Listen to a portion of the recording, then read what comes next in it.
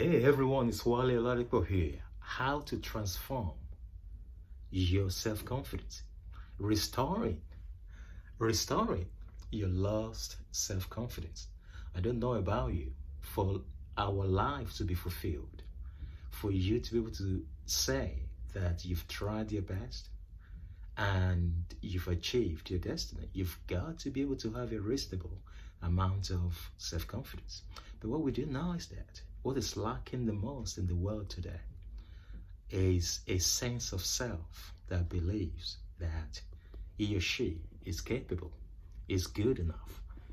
Many people believe that they are defective. They believe that they are flawed. They are not good enough. They are unworthy.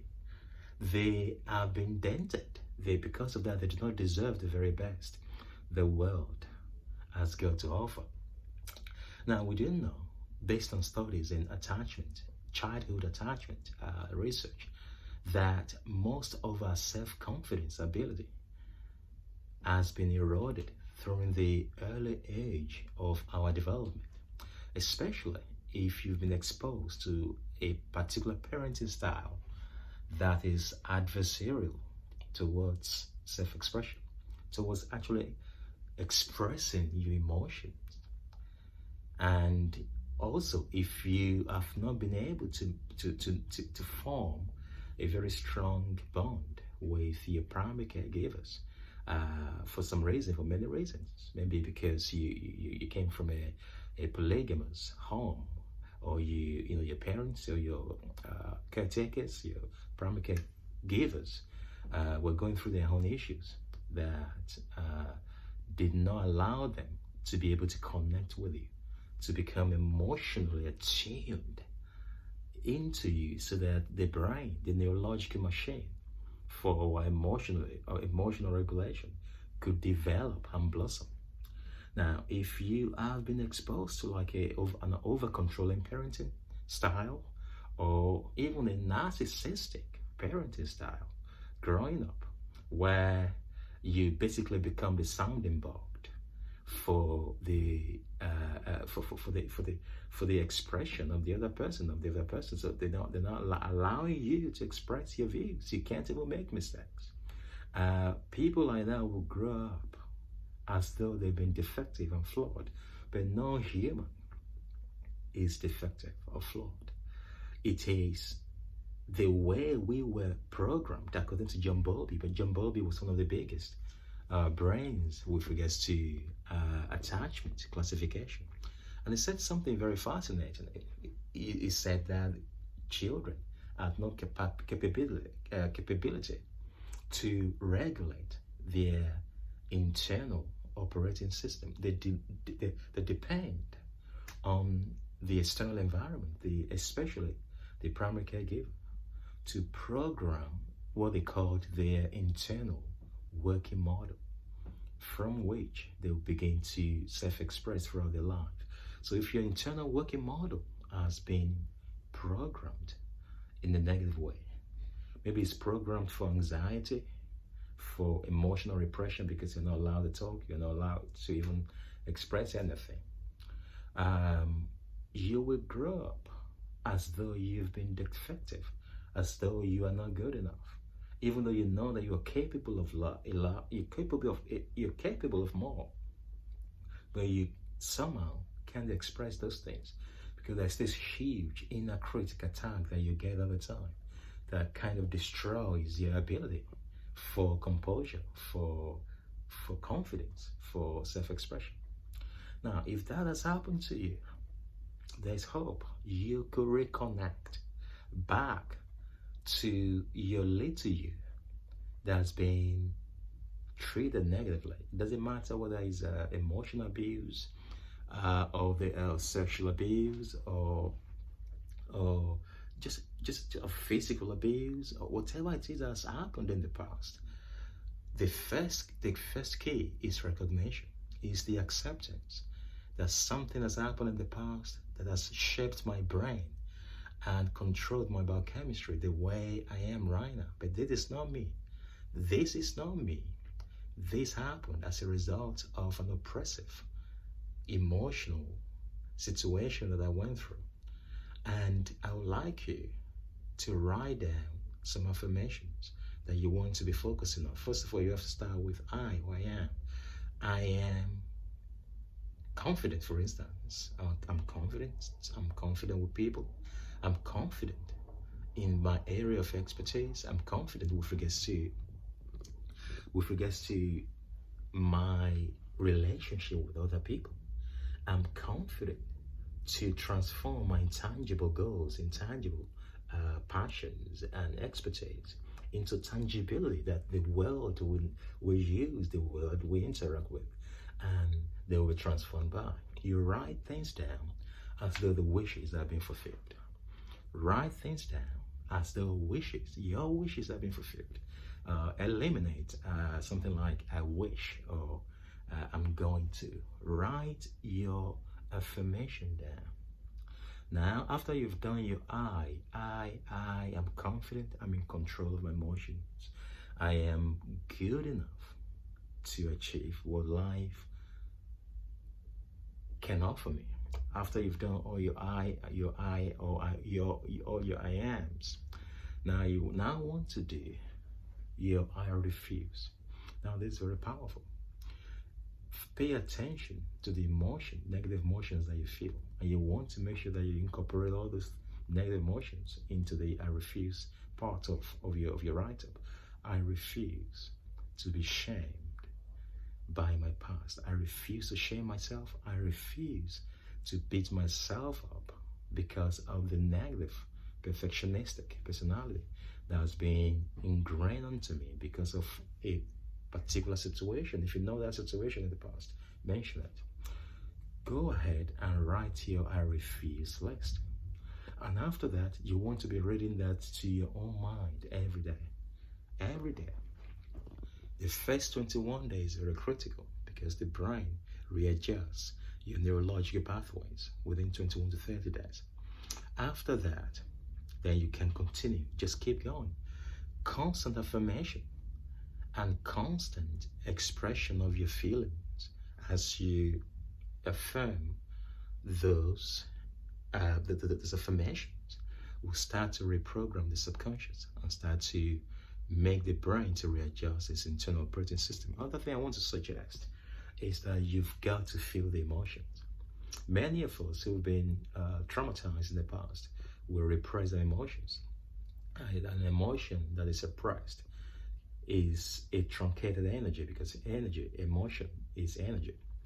And if an unrepressed negative emotion remains unprocessed, it becomes expressed through other means, through sicknesses, through illnesses such as autoimmune diseases, even cardiovascular disease. We have different other degenerative diseases that studies have shown to be connected to repressed emotions. So how can you be open to emotions? And one of the first ways to do that, one of the first things to do is to recognize that you are trying to be emotionless. Emotionless. You're trying to be, basically, what you are not is a false ego state that negative situations in the past have forced us to develop. So recognize that you are afraid of emotions. Then the second thing you do is try to develop your emotional neurological pathways by being becoming open to emotional things. And the best way to start is to start to journal. Start to write things down. Write down your repressed emotions. A lot of things have hurt you in the past that you've not been able to even think about, let alone talk about. Start to write them down. And feel the feeling. If you have to cry. Crying when you're processing emotions. One of the most powerful ways to walk through that emotional distress. And you realize that usually after a good cry, it moves gradually into a state of laughter. You start to burst into a little laughter. You start to become a little bit more positive, a little bit more sympathetic towards yourself.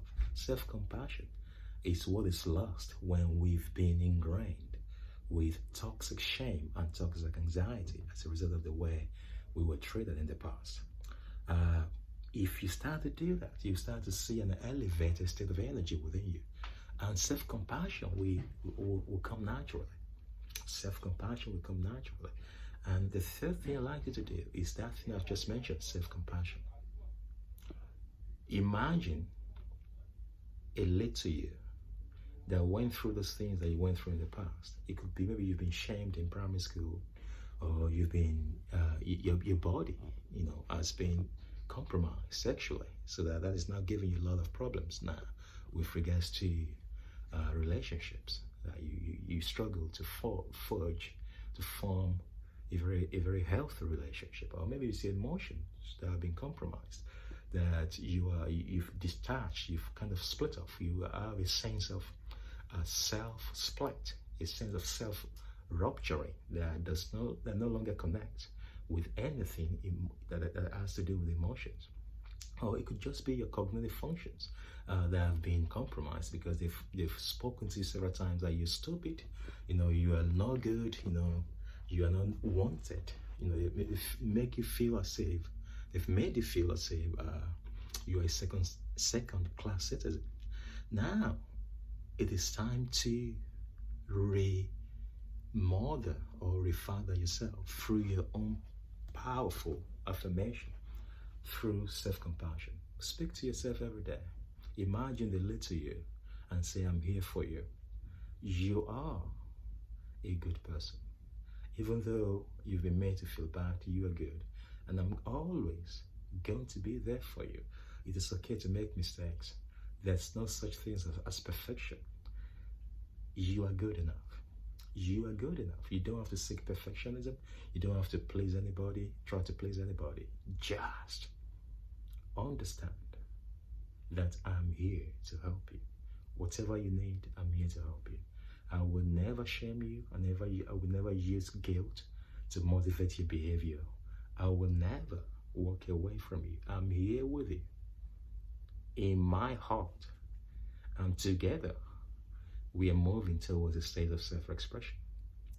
Now, this is a metaphor that we've used in therapy many years, for many years now, that has been able to help people to resolve their internal states so that they could re-nurture themselves through self-talk into a state of a higher level of mind, so that they could actually get on with life. And even your physical symptoms of anxiety, of apathy, of dejection, of depression, abandonment, depression will start to fade away gradually. Now, the last thing is that you've got to connect to life. You cannot withdraw from life. Life is a healer. People, when we connect to life, in our workshops, I usually talk about the 4 P's. The 4 P's. No, that's not 4. That's 5. 4 P's. Number 1 is people. Connect with people. Number 2, planet, nature. Connect with planet. Number 3, pet. If you love pet, powerful, connect with pet. Lastly, connect with prayer. Prayer is the highest form of affirmation. Prayer is the ultimate form of affirmation. And we are spiritual. Spirituality, it does not mean religiosity. Spirituality is to know that there's something bigger than you that can be a powerful resource towards your journey in life. And we ask you, connect with life. When you go out, go walking, appreciate life, appreciate nature, appreciate people without judging. Even though you've been dented by people before, appreciate all the people that you see, because not everybody is a bad person. Appreciate nature, appreciate pets. If you see any pets around or any animals around, just send wishes, prayers. Now, appreciate prayer through gratitude and appreciation. And do this regularly. You're going to be seeing a shift of energy within you. And before you know it, things will start to change. Things will start to change. I'm this is too long. This is too long. No, I don't know what I'm saying. But hopefully this has been useful to you. My personal journey has taught me so much. And that is why I'm committed to helping other people as much as I can. Some people, now,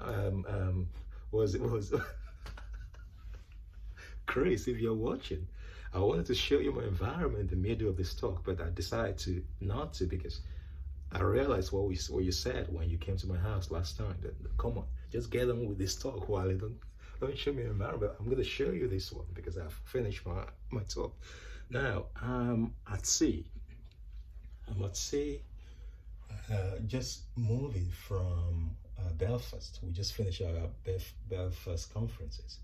Moving from Belfast to Scotland. There's a place I can't say. I think it's Sainrine. I'm sure you guys know that place. It's Canrine Port. I've got to speak for a particular organization at Kilmarnock tomorrow.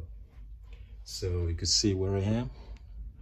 We're just about to, I think we're moving right now. Yes, we're moving right now. My own little room here. If you like to see rooms, there's not a lot in this room, but it's good for me to meditate and get some work done while we travel. So it's one Oladipo here. Oh, the very best. I wanted to realize that the journey of life is a journey, is a test of character, a test of endurance, a test of tenacity. So whatever we've gone through, we learn lessons from them, and we move through the time into making those things we've learned in the past to be the instruments to get other people to where they want to be. So never give up. Never give up. If you like this, if you enjoy this today, please like it and share it to people in your group. Perhaps there'll be someone that'll be encouraged. Maybe they're struggling right now. Maybe they're at the end of their rope. Please don't underestimate the power of speech, of word that I've spoken today. All the very best. Bye bye. Bye bye.